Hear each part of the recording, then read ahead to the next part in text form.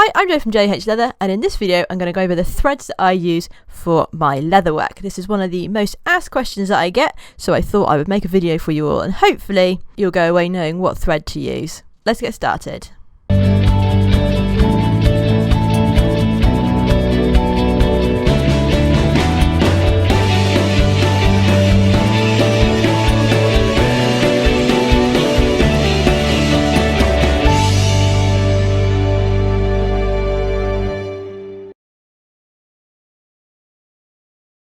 So first of all, we're going to go over the different types of thread that you can get. So to start with, we've got coarse band polyester. Now, this is obviously a man-made material, so the pros of this is that it is very strong and durable. It is also UV resistant, so it's not going to use its colour. However, the downside, there is a limited colour choice and size choice. So generally, you can get black, brown, yellow and white, and then other colours are incredibly hard to get hold of. So moving on to linen thread. So the one that I have specifically in this picture is barber thread. So the pros of this, there are a range of sizes and they are relatively inexpensive. The cons though, there are a limited colour choice and they're not as strong as the man-made threads. Obviously linen thread is a natural product, so it is liable to rot over time if not treated properly. So we also have the branded linen thread. So specifically I use linen cable. Now there is a huge range of sizes and colours for this, which makes it sort of ideal for what I need to go with the leather that I have available. So the cons, it is incredibly expensive and can be hard to get hold of. Again, as well, it's linen thread, so it's not going to be as strong as the man-made coarse band polyester and will be liable to rotting if not treated properly. So this is a rough size to threads. It's based on my experience.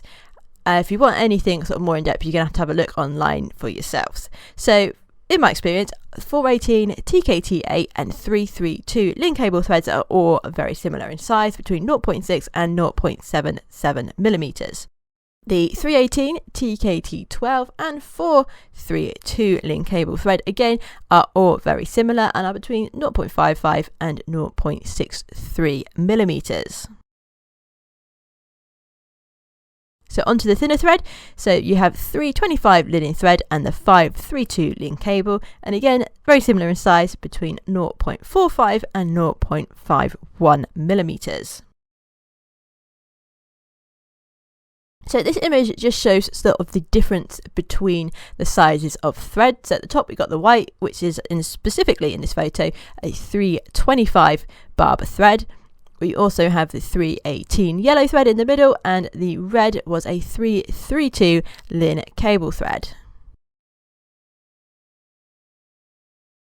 Another thing that is going to affect what thread size you want is your stitch markers.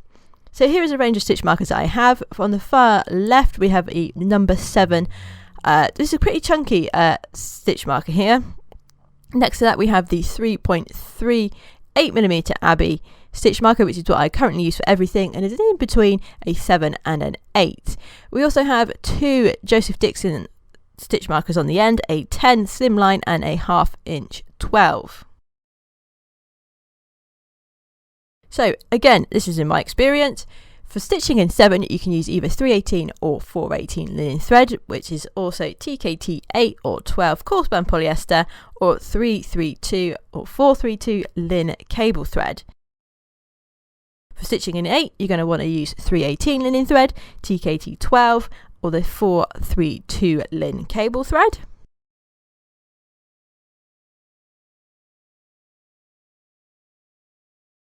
And for stitching in 10, you're going to want to use 325 TKT12 or the 532 linen cable thread.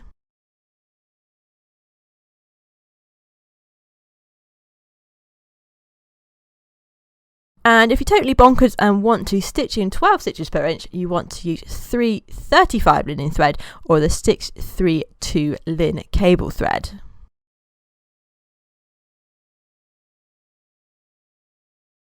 Another thing you have to sort of have a look at will be your awls. So these are my 2 awls that I have in the workshop. The top one is the one that I use the most, and the lower one is obviously a lot smaller, and it's what I use for bridal work and for small leather goods because it is so much smaller.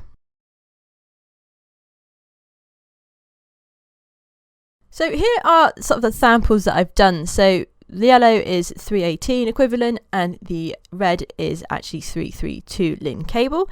And the top row and the third row are with my 3.38mm stitch marker, and the second row and the fourth row are with the larger, chunkier, just number 7. Just because I wanted to show you a little bit of difference between them. You can see the chunkier 7 stitches are a little bit longer, obviously because the 3.38mm stitch marker is slightly smaller, but it's just to get a comparison between the two here. So both of these stitches or these threads are fine with this. Currently I am preferring the smaller 318 linen thread, which would be TKT12 or 432 linen cable thread. So what we want is our thread to sit nicely in our stitch markers. If it's too big, it's going to look all bubbly and there's not going to be much of a stitch definition. And if it's too small, the holes around it, so the stitch markers, are going to look too big and it can just look a little bit messy. That's in my opinion. So what we want, we need it to fill the stitch marks enough, but not too much. And we want it so that you can still see the slant of the stitches. So this is more clear in the next slide, in the 12. You can see the red is just bubbly. It looks not very good at all, and that is because the thread is way too thick for that size of stitch mark. So on this test we are using the red and the yellow again, but I've also added the white, which specifically is 325 thread that I have in the workshop. And also, so the stitch markers, the top one is a 10, so you can see there the red is pretty chunky in that, and so is the yellow. So ideally for that one we want to use the 325 equivalent. The middle row is the 3.38mm stitch marker that I have been using, just so you can see the difference in size between them, because there is quite a big difference even between the top and the bottom row, because the bottom row is 12, and again for that one you can see they're all pretty chunky, especially the red and the yellow. We don't want to sort of make it look sort of odd and lumpy, especially if you look at the red, you can hardly see any stitch definition there at all, whereas on the white on the end you can see that, you know, individual stitches, and you can see they've still got that slanted line to them. All my samples were on 3.5 to 4mm veg tan leather, and in my experience on softer leather you can drop down a thread size. So hopefully this video has helped to shed some light on the thread situation, and you'll have a better idea as to what thread you want to use in your next leather project. So thank you very much for watching. If you like the video, please click the thumbs up button and subscribe for more videos and tutorials.